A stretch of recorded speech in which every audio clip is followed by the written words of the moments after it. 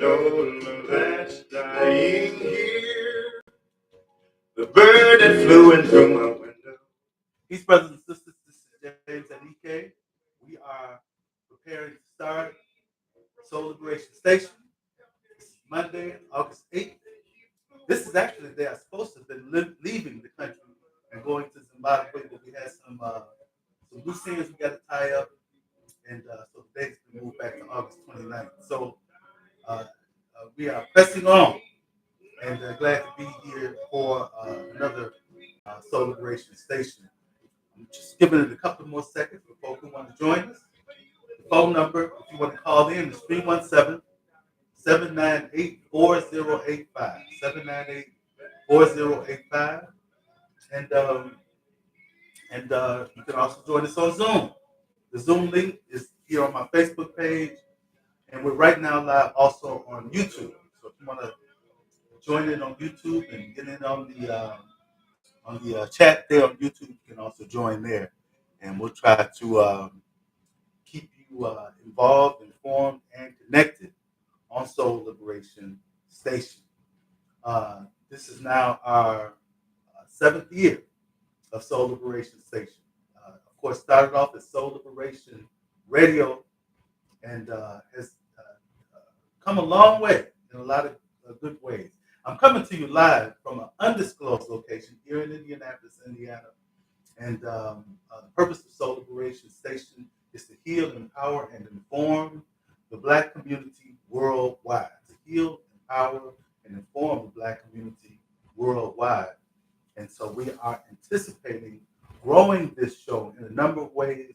And in the next couple of weeks, we will have developed also a relationship with a network that provides content for radio stations across the country. And so we anticipate being on back on radio in the next few weeks, and on into our time when we move to Mutare, Zimbabwe. And so you can anticipate strengthening the connection on radio, on YouTube, on Facebook Live, on Zoom, so that we can communicate in as many ways that we can. And we want you to be a part of this love revolution. So again, my name is James Anike, and our guest liberator today is Brother Toby Miller here in Indianapolis. And we're going to talk about what we must do. Brother Toby, how you doing this morning? I think you may be on mute, or is it me?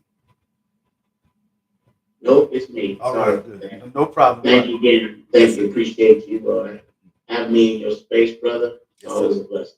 But I appreciate you taking on the call. And I know you are one who is consistent to get involved, to not just talk about it, but to be about it, to make things happen. You have a very strong purpose, a sense of purpose for the future of Black folk and the Black community. And you are, like I said, you get involved. You don't just talk, you work. And that's important. Yes, that's important. That's important. We need more workers in order to accomplish what it is we need to accomplish. And we don't even need everybody to work. We just need a good number of us to work. And that in itself can have a very powerful and profound impact on what it is we are doing as a people. So last Monday, last show, along with Pastor Janelle Howard, we talked about It's Up to Us. And so today, Brother Toby and I are going to talk about what we must do. What we must do. And I'm just going to throw it to you, my brother, and ask this question. I know our situation is difficult. I'm not confused about that. Are there any answers to these difficult challenges that we face? And how would you describe the challenges that we face? Well, I describe the challenges that we face in multiple dimensions, levels. A lot of folks would like to boil things down to just money, and access to money and resources. That's important. So I'm not going to say it's not. But I believe in my drive, my purpose, my orientation focuses on where we have surrendered some of our skills or resource assets as it relates to resilience. Right. And I think maintainment and management, Mm.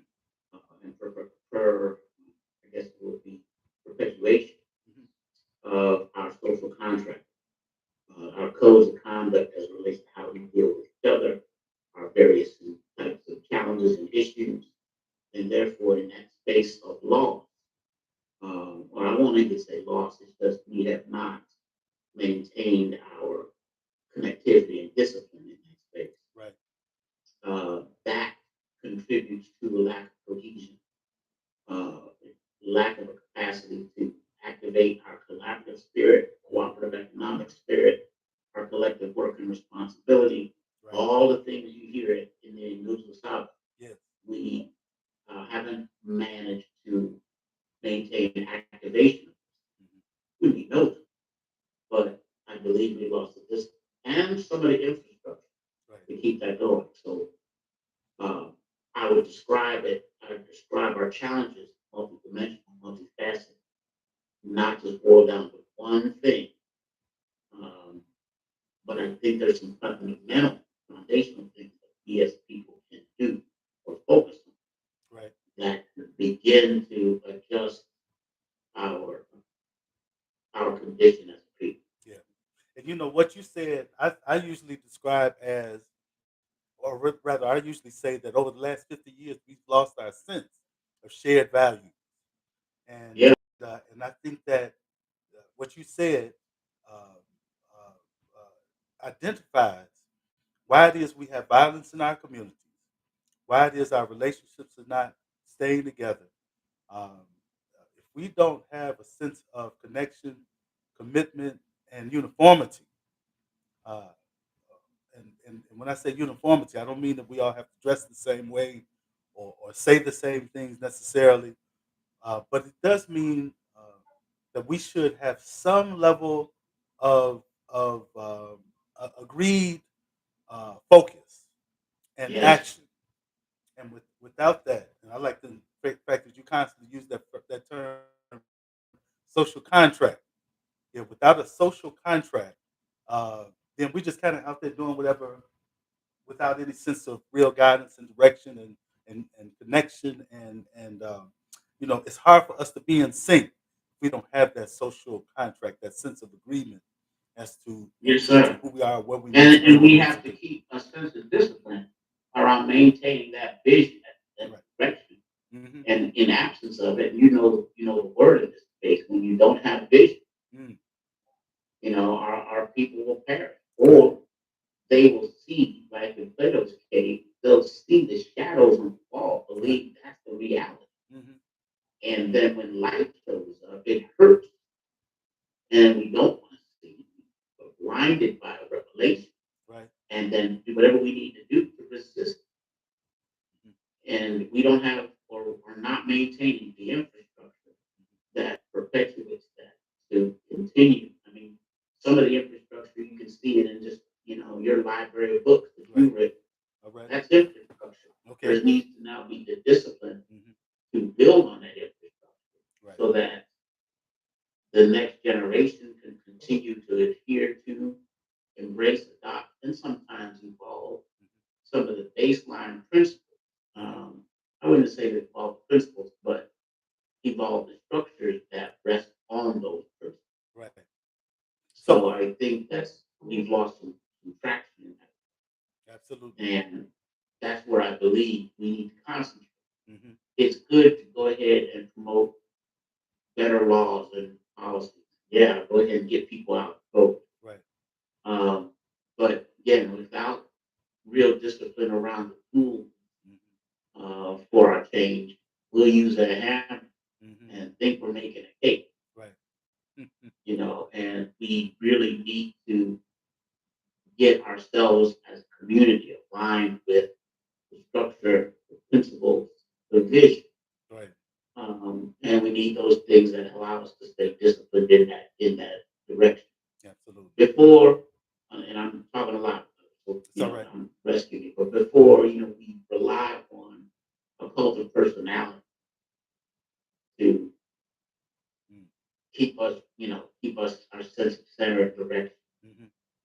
And I would submit that our leadership culture has adjusted. in its reality. Hmm. But our mod, our motif, current vision around leadership is that we're looking for one civil rights, Right. uh, one voice, as Hmm. opposed to learning how to manage structures that develop a collective voice. And I think that's where you even have pushback on some of the things that you promote with, the fundamental cultural cues that inform us about who we are, where we are, how we love. Right. Brother, Hmm. we start pushing back on it because we think, we don't have the discipline, the infrastructure to say, wait, this is the way. Hmm. And we're looking for one voice, one person to do it. Right. That's just not the way No. paradigm works. Absolutely. And it's interesting that in a lot of instances, those persons who are and let me say this: the ideal of a one person as our Messiah, to use the term that J. Edgar Hoover used, that's just unrealistic. And that fact has never been. Even when you had the 60s and the movements of the 60s, you had those who followed Malcolm X. You had those who followed Martin Luther King. You had those who followed uh, Elijah Muhammad. You had those who followed, H. Rap Brown or Kwame Ture or Stokely Carmichael. You had people who were in their particular groups. They followed the Black Panthers and Huey Newton or Fred Hampton. Uh, and so the ideal of one key leader is something I think is often tried to push on us, because if they can both push one key leader in front of us, as they attempted to do, and to some degree did with Martin Luther King, and then we Mm-hmm. in mass follow behind that person, and yet they control that person or they control the messages of that person, then that's when we run into a problem. What I see happening today is um, some of the people who our people follow, just I don't understand it. I don't understand, and I'm not going to name any names. I'm gonna say it this way: if you're following somebody, whoever it is, whatever group it is, whatever organization it is, the question is, what have they done?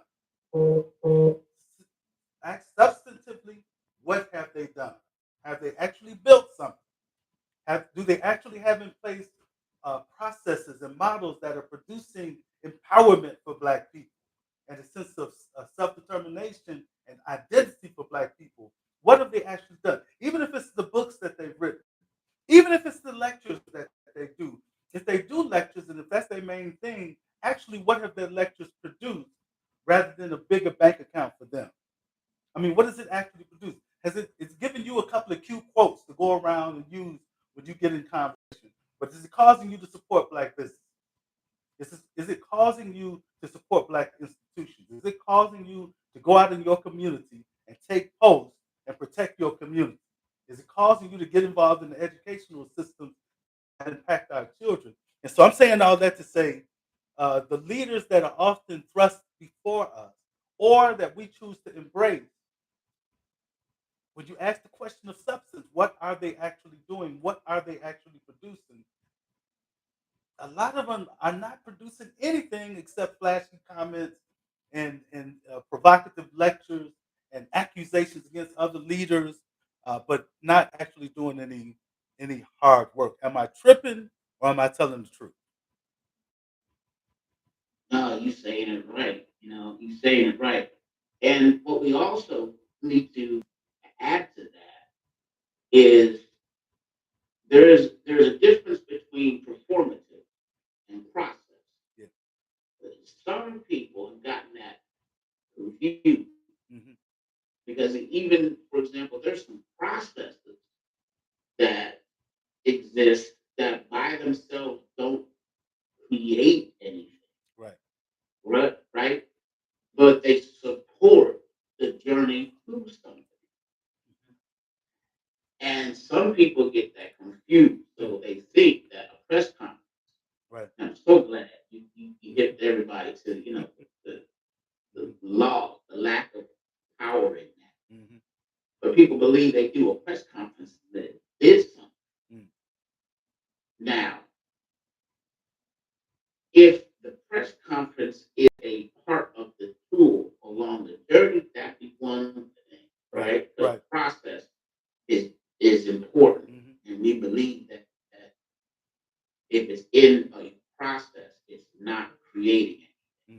And I just give people the analogy. Okay, we're on a journey. Mm-hmm. What road do you take? All right. And people will say, well, we're going this direction, but you're traveling on a road. Mm-hmm.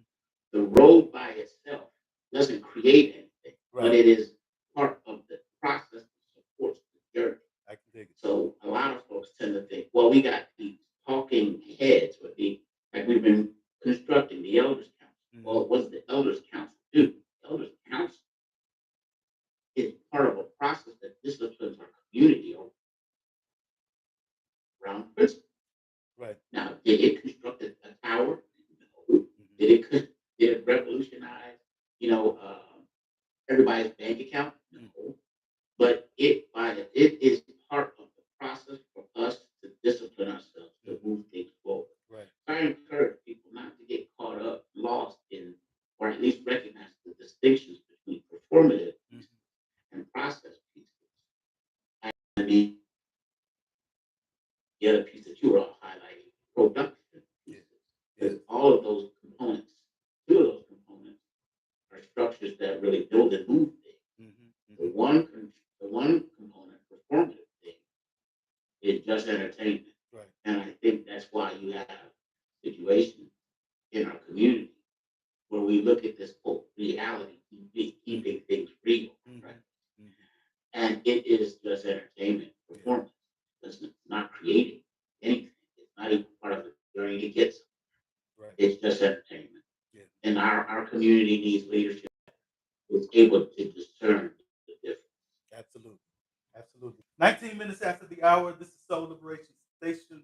My name is James Anike, and I'm your host and our guest liberator today is Brother Toby Miller, very active brother here in the city in many different movements. He mentioned one just a moment ago. This movement to develop a council of elders is something we've worked on together.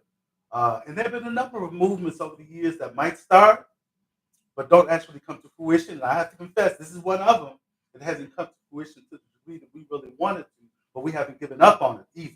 So we still need to press on and make that a reality. And I'm glad that you said or spoke of the substance of it, because if we had a council of elders who could help identify the challenges along the way, because they've been there, done that, or who can serve as arbitrators in our conflicts and those times when we have an issue and we need some wise heads to go before to say, hey, what do we need to do? Whatever you all say we need to do, we'll agree to that as independent parties in this quote unquote conflict. Or if you have a conflict that needs to be handled legally, it can be actually set up so that the council of elders, the court, can pass on a concern or a case to the council of elders, and the council of elders can deal with the issue, and it will be legally binding because the parties, this is like these television court shows. I mean, these are courts that have been that are the persons who are participating, the litigants, have agreed to whatever decision comes from this court. That's what we're going to do. We can actually do that for ourselves. We can actually go, and if a council of elders develops that kind of reputation of being fair, of being just, of being wise, then they produce situations where violence is decreased. Families are able to stay together and come together. Or they're able to give us some wise insight on financial matters when we have conflicts.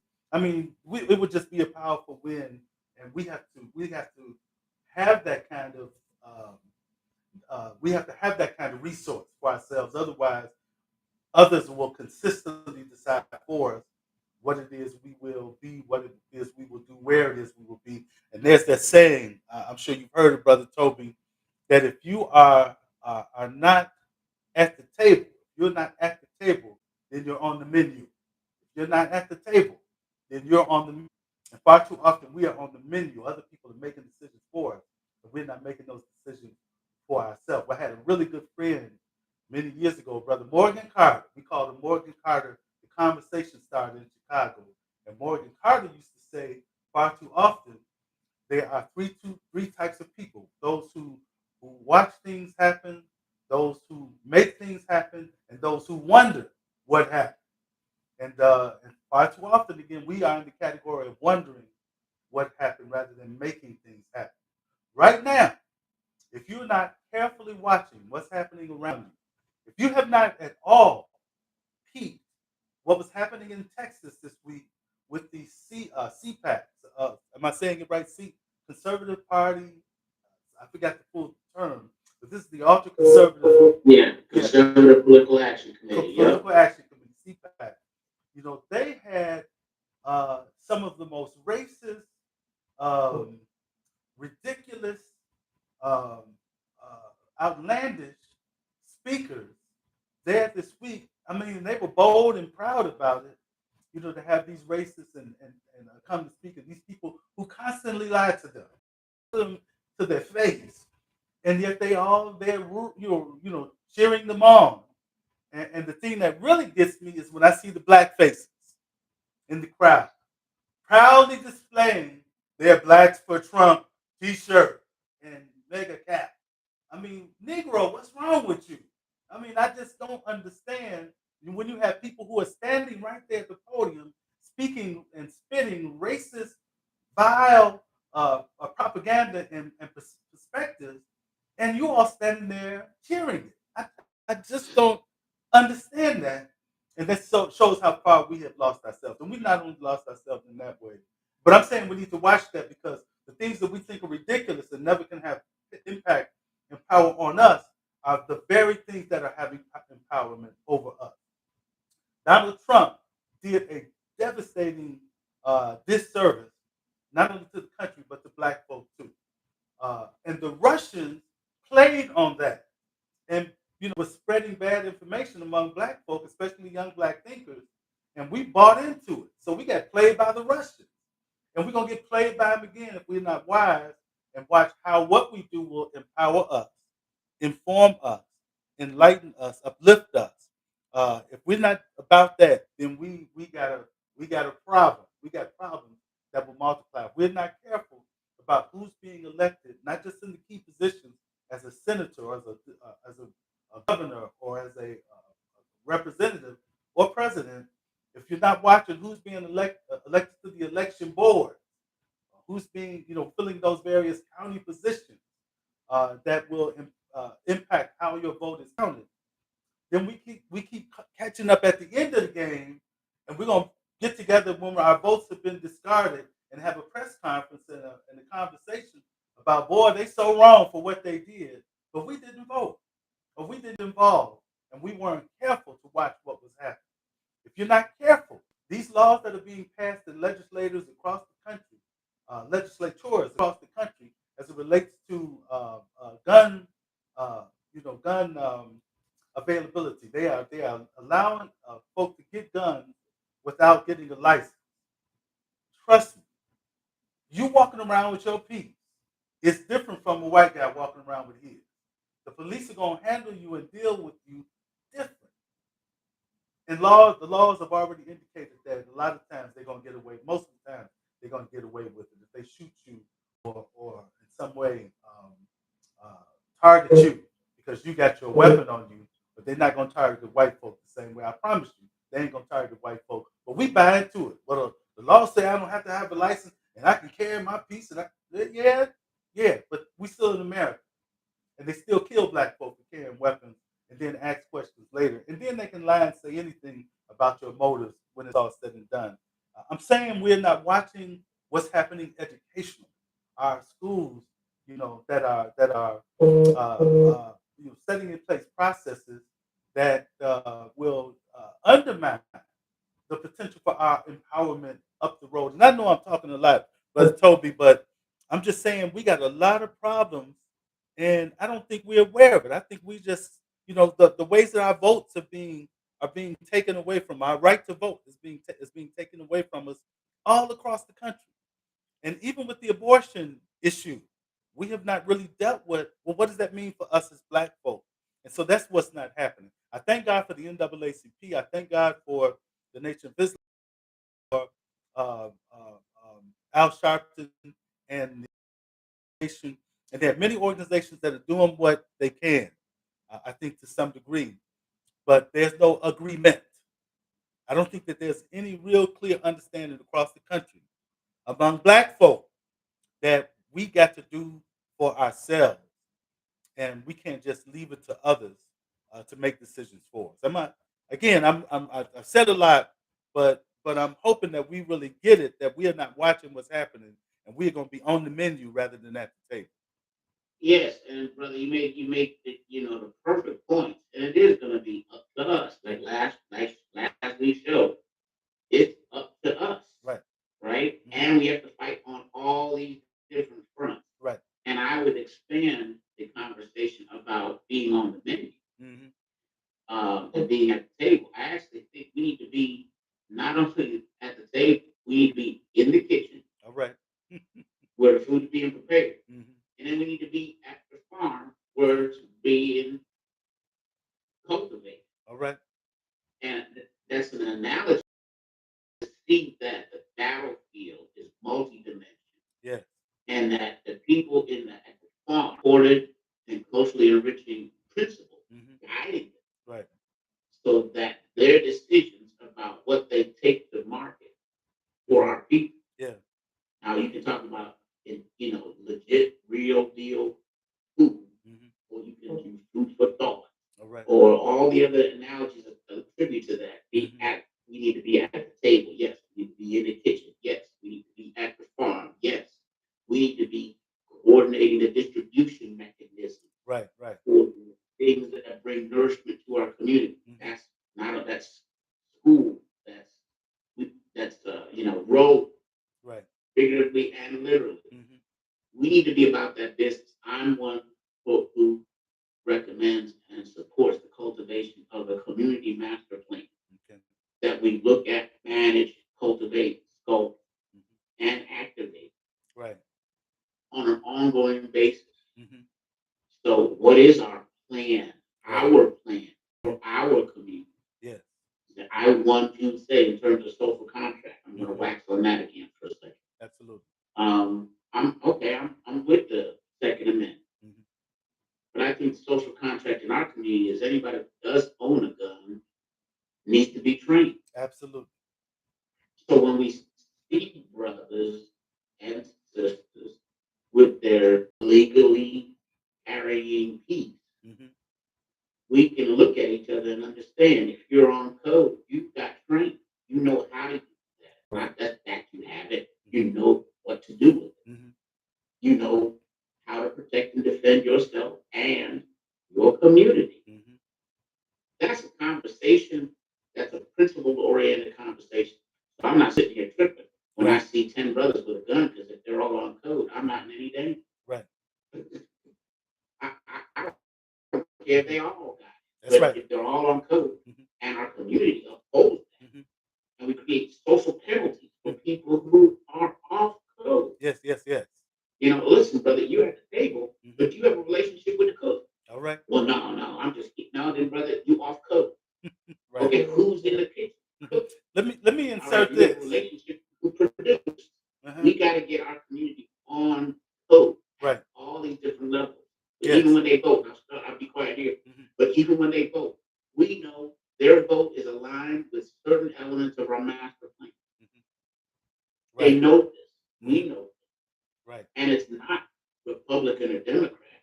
Hmm. I'm a Republican. I Good. can't stand Trump, Hmm. right? Mm. But 30 years ago, I had an issue with the 1994 crime bill, and I was pushed by Democrats. Hmm. So I'm like, wait a minute. Hmm. The party is the problem. That's the problem. Okay. It's the principles too, though. Hmm. It doesn't matter if you're a Republican, Democrat, liberal, whatever. If your principles are aligned, Right. guess what? Hmm. I don't care if I'm sitting in an orange patch Hmm. or at the top of a tree Hmm. or in a Prius. Right. If my principles are aligned, Hmm. then it doesn't matter where I'm sitting in that space. Right. At least Hmm. contextually, you hear what I'm saying.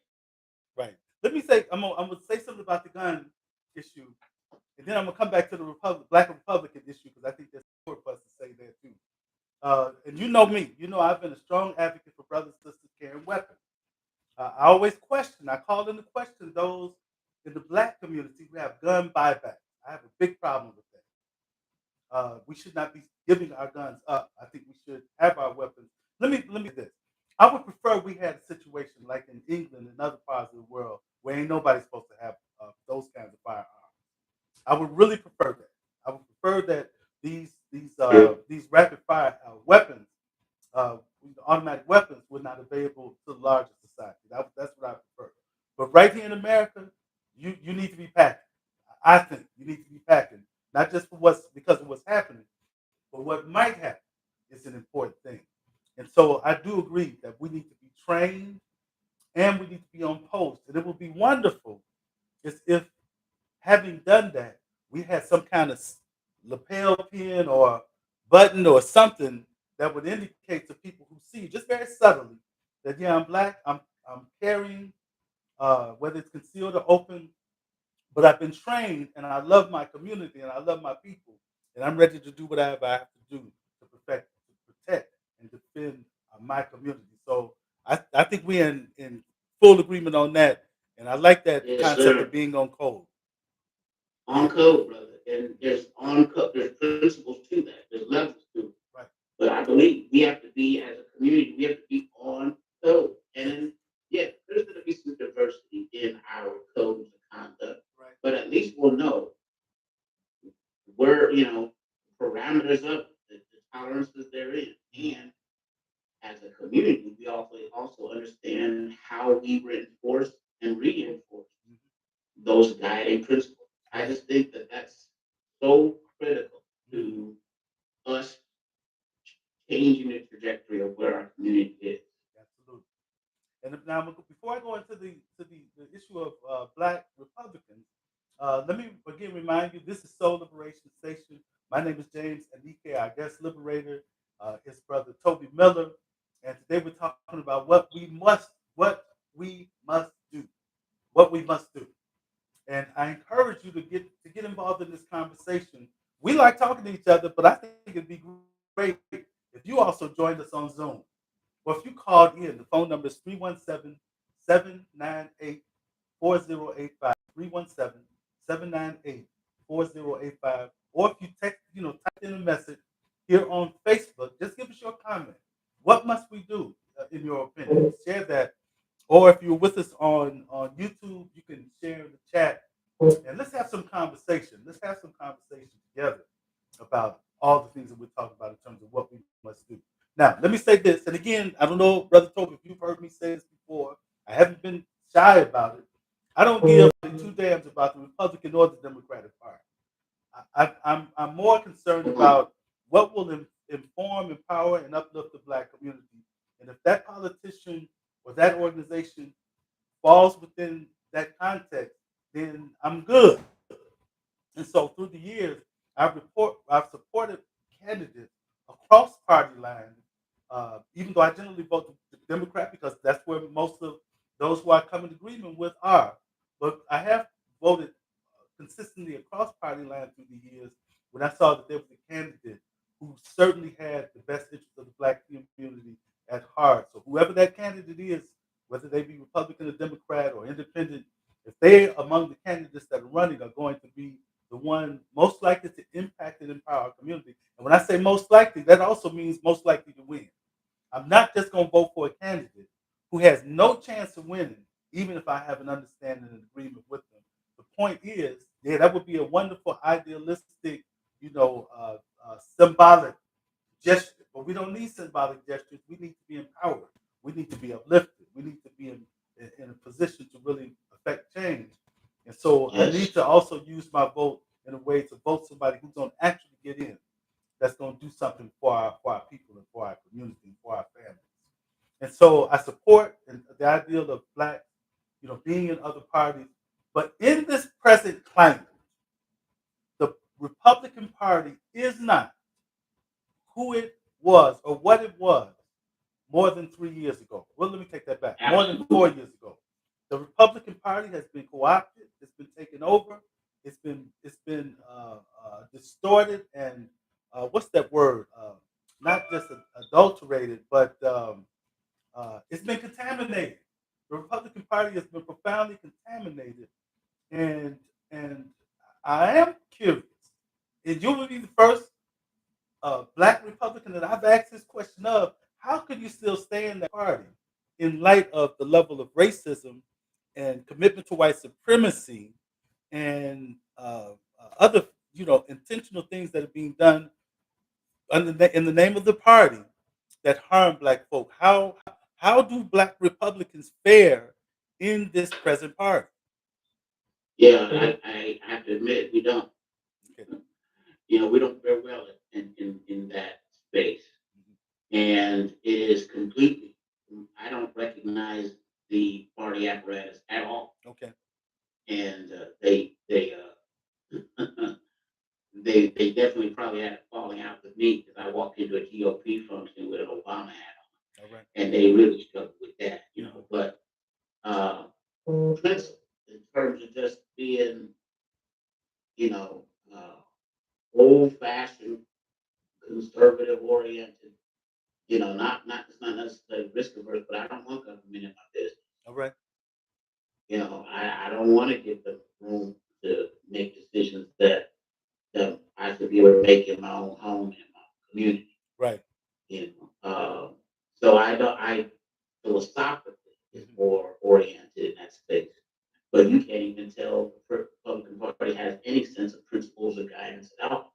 Right now, it's cult of personality. That started before Obama. Can it be redeemed? So Can some of us. it be redeemed? Can it be redeemed? Yes. Go ahead. No, I'm saying, can it be redeemed? I don't think so. Okay. Yeah, I don't think so. I think it's too far gone. I don't even know if it's considered right because I really don't believe the current Republican Party has a sense of principle or a compass. They're just following garbage. Right. But politically, socially, intellectually, spiritually, bankrupt. So a bunch of us who have been historically Republicans in our orientation in terms of being conservative. Right. But like you said, I'm just saying that I vote for people who have principles, the things that align. Yeah. I don't care too much about the party. I just care about principles. But I don't recognize either party as adhering to principles that support or align with us. Right. I bristle all the time at folks who like to take the brand of a political party and think that represents anything. Because right now, it does. If you ask people about principles, I'm with you. Yeah. Parties, not so much. But as it relates to the current party apparatus that we call Republican Party, I think it's gone. Okay. And I think you can call it oatmeal cookie. Okay. It's not aligned with who we should be connected to as a people. And as a Republican, they would call me a rhino. Okay. Right? I'm a Republican in name only. I get it. I'm good with that. Yeah. Again, the party doesn't define the principles. Absolutely. Let me take a break. I want to share some information about some things that are coming up that I want to make sure that you know about and that you're involved in. For those of you who are in the Indianapolis area, or if you're close enough, you want to drive in, this coming Saturday at 11 a.m.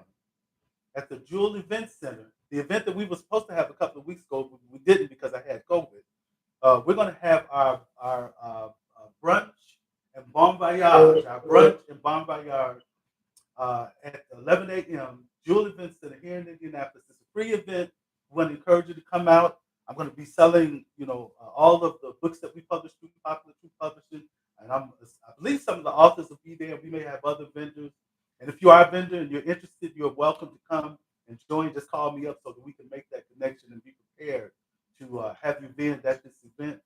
I think I said already, it's a free event, but we do encourage you to come ready to support financially, especially this move that I'm making to the continent of Africa. Specifically Mutare, Zimbabwe. And so the event, again, is this Saturday, brunch and bon voyage with Brother Nike at 11 a.m. Jewel Event Center, 3330, let me get the address right, 3333 Illinois. We want you to come on out. Let's have a good time. Now that'll only be a couple of hours, 11 to 1. So don't get there at 1:30 talking about where they at. No. We're gonna be there, we're gonna do it, and we're gonna have a good time, and then we're gonna head on out of there. Now the other thing that I want you to be aware of is I am in the process, because many of you know I was anticipating leaving on this day, August 8th, getting on my plane to go to Mutare, Zimbabwe. And because of some of the financial challenges, I thought we would overcome them, and then I had some other financial challenges thrown in the mix that I didn't even anticipate, and so I had to step back from the August 8th date and move my flight to August 29th. So that's where it sits right now. But there's still some financial challenges, even with the wonderful things that we've done thus far. The event that we had back in May, that was a great event. We never generated the amount of money even then that we had set as our goal. And so right now we are $8,000 short of our goal. We only have 6,000. We're 8,000 short of our goal to leave the country. So that's where it stands. And if we pull together, especially this week, we make it happen. Now this is how you can do it. I think many of you know that I'm publishing a Bible. I'm writing a Bible. It is not the King James Version. It's not the NIV. It's not the new King James or New Revised Standard Version. No, this is a version that I'm literally writing, just the same as Eugene Peterson. Some of you are familiar with Eugene Peterson's Message Bible. I mention that because I think that's the most popular Bible that in our current time that somebody has written that really captured the minds and hearts of a mass number of people. And he sold over 20,000 copies of the Message Bible in the last 20 years or so. Of course, he made a transition about, I think, 3 years ago, but that Bible is still a very popular Bible, written in his own language, his own interpretation. And so I'm doing the same thing. And so this is called the Kitabu Cha Imani. Kitabu Cha Imani means the word of faith, or the book of faith, the book of faith. And this is an Afrocentric poetic Bible. It's an Afrocentric poetic Bible, and a lot is going into it. I'm excited about it. The more I see it develop, even with my own hands and heart. And so it's going to be released in June of next year, June of 2023. So what I'm encouraging people to do is purchase your advanced copy now. It's $25. $25 plus, I believe it's either $3 or $4 shipping. $25 or $29 to get your Bible at half price.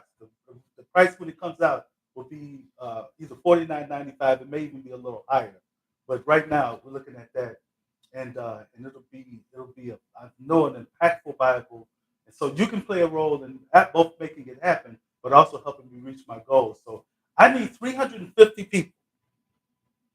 No, that's not right. I need 340 people. I need 340 people to do a advanced purchase of the Bible. If you scroll down, if you're with me on Facebook, if you scroll down the page, you can see where the link is so that you can go ahead and order now. You can also, if you don't want to use that link, but you got Cash App, you can Cash App it to me. If you got Zelle, you can Zelle the money to me. And we want to count you. We want to, in fact, even list your name, those 340, excuse me. We want to list those names in the Bible as those who are supporters of this great effort to produce a Bible. I think that will have a profound impact on both biblical studies and a theological outlook. And let me also say, in the Bible, there will be about 20 images from Black artists and 30 poems from Black poets. About 30 poems in the Bible to help really bring alive the text. So this is unlike any Bible that's ever been done. This is a rare Bible, a rare book, and I know it's going to have a profound impact. And you can help make it happen. So I think I said enough about that. I want you to go ahead and order your Kitabu Cha Kitabu Cha Imani. Order your Bible. And we want to also encourage you to join us this Saturday at the Jewel Event Center at 11 o'clock for a brunch. And bon voyage. It's 47 minutes after the hour. Again, I'm James Anike. I'm the host of Soul Liberation Station. I guess liberated is Brother Toby Miller, and we've been talking about what we must do. So let me throw these other things out here. And I want to ask, just to be fair, I want to make sure I'm not being oversimplified when I say these are the things I identify that we must do. One of them is what we've already talked about. I believe that we as black folk need to be armed and out in our community in such a way that says we're going to protect our community. Okay. Yes. We're going to protect. We love our people. We love our children. We're going to protect our community. We're going to protect our elders. We're going to protect our, our families and our property. We're going to do that. We're going to love and we're going to try to. We're not going to be like the police, shoot first and ask questions later. No, but just once. I don't know if it was like you, for you, Brother Toby, like it was for me. On the block I grew up on, there was an understanding of certain things that would or would not happen. Okay, That's right. we had a block club, and when you drive onto the block, right there at the entrance to the block, it has, hey, these are the block club rules, and so people understood some things, did not happen on our block like they may have happened on other blocks. You might have a block that got drugs and gangs and all kinds of stuff going on, but the people on that block sort of accept it. Well, if you have an understanding that, hey, we have certain rules, we have the code on this block, and we are prepared to enforce the code, then I think we can have stronger communities and less violence. I believe that if we use our vote as a part of our power, you can't just use it by itself. We've got to use it as a part of a working mechanism for black empowerment. And so that means you're going to vote for people who are not necessarily in the party you're in. You're going to vote for legislations and referendums that are specifically impactful and important for black people. That's another thing we can practically actually do. We need to, brothers, we need to show up in the local school just to be a volunteer. The presence of black men in school will radically change and transform the ways in which the students act just in the school itself. Okay, the very practical thing, you retired, you're an elder now, and you got that stern look that even your grandchildren still scared of you. Take that look with you to the school and watch and see as you're just a hall monitor or whatever you want to call it. In the school, those students will straighten up in a way that they won't normally do because they will have respect for you. And they will know that you know them by name, that you love them, that you're there to help guide them to their best education. That also means holding that educational institution accountable to make sure that they're teaching things that are going to benefit us as a people and benefit our children as individuals. We can actually support our black business. I know we're challenged, and we struggle in some ways with our black businesses when we feel like we haven't gotten the services that we feel we deserve. But I'm saying we got to press on. We've got to get to the place where we circulate our dollars in the black community. Right now, in general, across the country, black dollars are not circulating in the black community. We are the only people in all of this big country who don't circulate our dollars in our community. That is a shame, and we got to deal with that. We got to put our money in black banks. We got to support our black grocery stores and other black businesses and services so that we can build ourselves up. I'm thankful. I just spent the weekend in Chicago, and in Chicago there's some wonderful enterprise zones. That whole 87th Street corridor, 79th Street, and to some degree 47th Street, and there's some other black businesses, strong black businesses in those areas, and the dollars are circulating in those isolated instances. But in terms of when you take that and match it across what's happening around the country, you see that the dollars are not circulating. So yeah, we can protect our communities. We can be a presence in our schools. We can support our black businesses, circulate our dollars, and there are many other things. But those are some of the, I think, simple things that we would do, even if we just did them on certain levels. We can have an impact. What do you think about that, Brother Toby? And what would you add to that list? I say you're right a lot. It's almost like the regular amen corner that you used to. That social contract, knowing the code, right? I think that's kind of critical. It's kind of baseline for me. Mm-hmm. I think it does lead to and support intentional institution development. Right.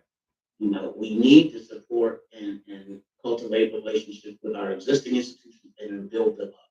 Yeah. I think, part of the pillars of Know the Codes is accountability, life coaching, lifelong learning, basically, Yeah. and respect. Mm. Those are three pillars that I think we can bring forward in everything, particularly what you just said and highlighted, institution building. Yeah. I think we need to be able to do, like we have started cultivating here, cultures of Black philanthropy. We have the African American Legacy Fund of Indianapolis. That's just one example. Right. Gang Gang has just created a new foundation for Black arts. The African American Quality of Life Initiative that the Urban League has managed put up $21 million. That's, again, part of institutional advancement, institution building, stuff like that. I think, again, to add to what you were talking about, I think we need to really have a disciplined community master plan process, which includes identifying and articulating a Black social, political, and spiritual agenda. That's why I'm so thankful that you only need 339 investors, because I'm going to make sure I put my $25 in for that Bible. Right on. I think all of that cultivates that kind of thing. I think we need to also do some things. August 1st was Reverence Day. It's a national holiday for us. All right. By us. Let's cultivate and create an environment where we stimulate intergenerational dialogue. That, again, is part of the same agenda that you and I cherish around creating, cultivating elders' councils for capacity for us to manage and propel our own cultural messages, our arbitration management systems, all of that. And then I think we need to continue to bring code to all of those things, including the one you just mentioned, where we learn how to arm and protect physically, emotionally, socially, mentally, and spiritually our community. Right. When we start creating institutions that hold the line on those things, then as a community, we'll be able to find a spirit of vision. And that spirit of vision, I think, ultimately cultivate a honing of the vision, where we, as a community, will then have. And it's not predicated on a basis of us versus white folks. Right. Because what we tend to do, and I think this would be the only other thing I'd add to some of the structure that you're talking about. We need to stop making white folks the stand. We measure ourselves based on what's happening with white folks. Yeah. So we kill each other at the same rate as white folks. Are we satisfied? If we die of certain disease at the same rate as white folks, would we be satisfied? If we handle our guns the same way white folks do, would we be satisfied? And I think when we come down to all the answers, there's no. So that's not our basis of satisfaction. What is? Right. And we as a community need to define that for ourselves. We tend to say, let's give it to the politicians. No, I say we give it to the elders.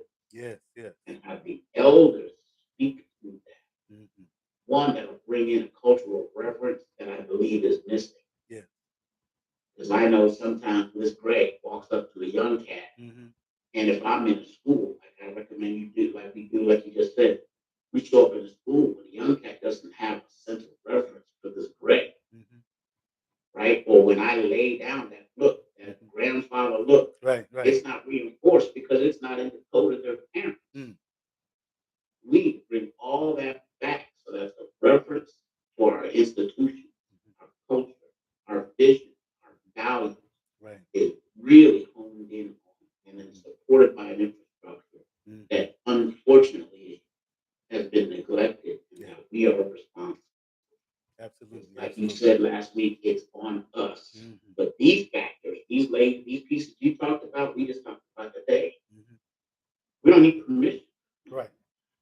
To move on. That's right. No legislation. We don't need a grant.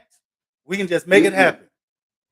We don't need a grant. We don't sit there and wait for special funding. No. We have the capacity within our own community.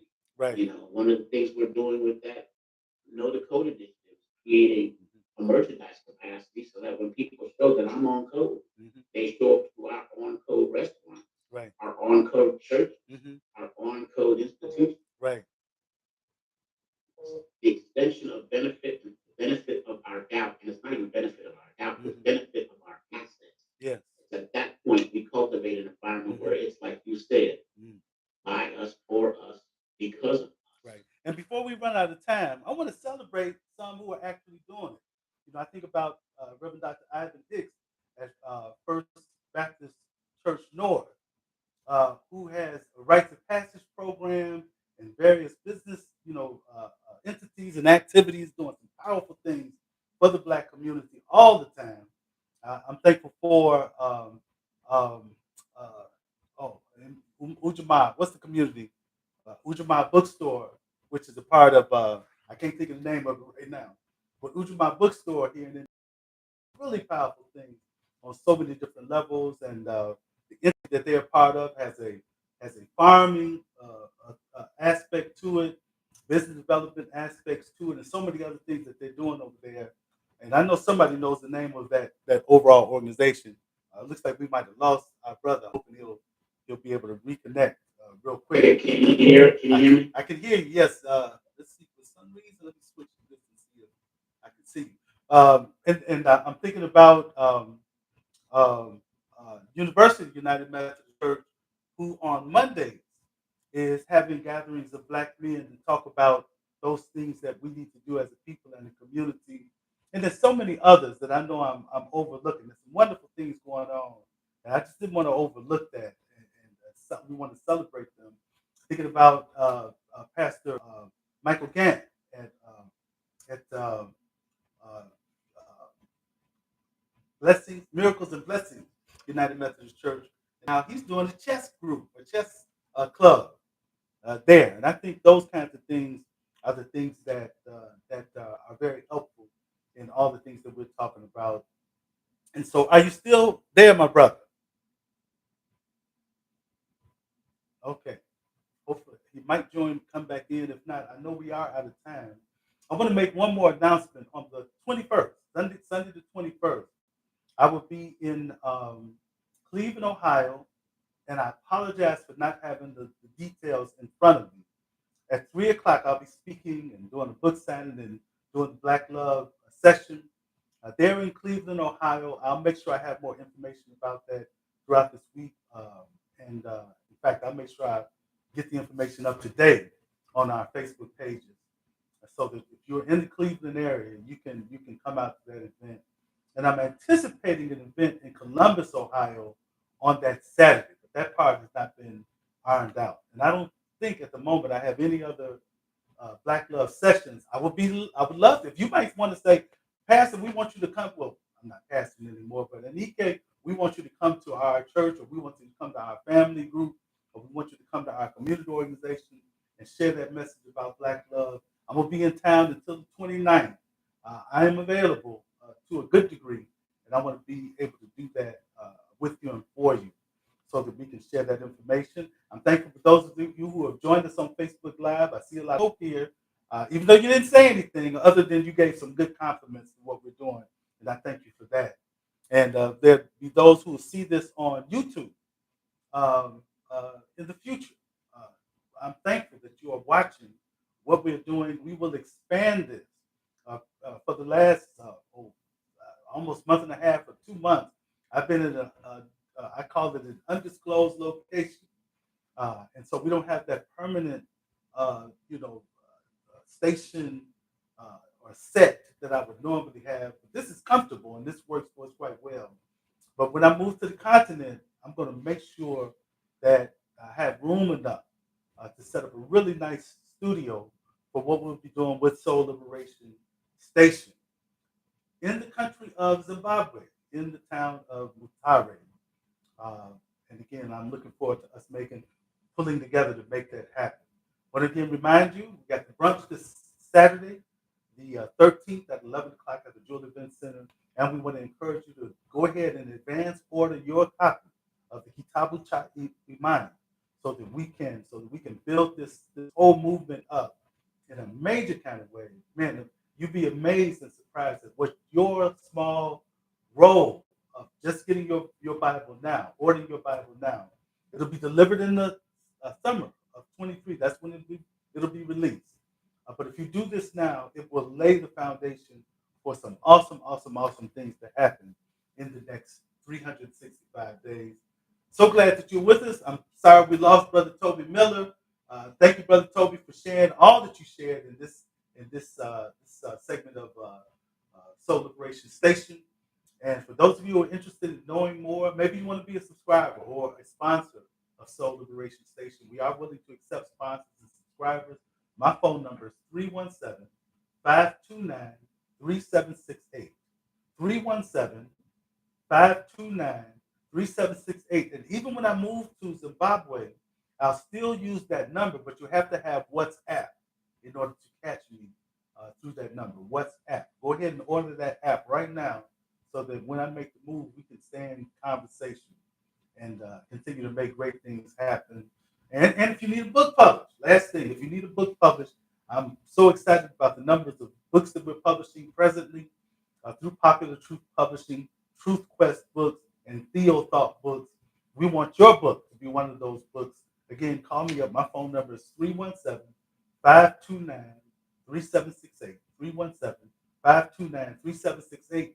Peace, brothers and sisters. This has been Soul Liberation Radio. Excuse me. I keep messing up at the very end. Soul Liberation Station.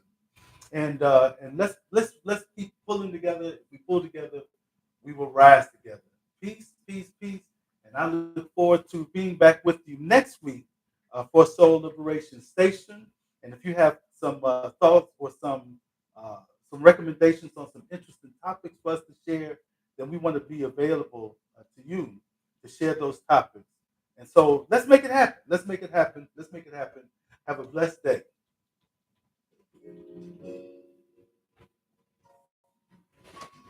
There will be no love that here. The bird that flew in through my window simply lost his way. He broke his wing, I helped him heal, and then he flew away. Well, the death of love is everywhere, but I won't let it be.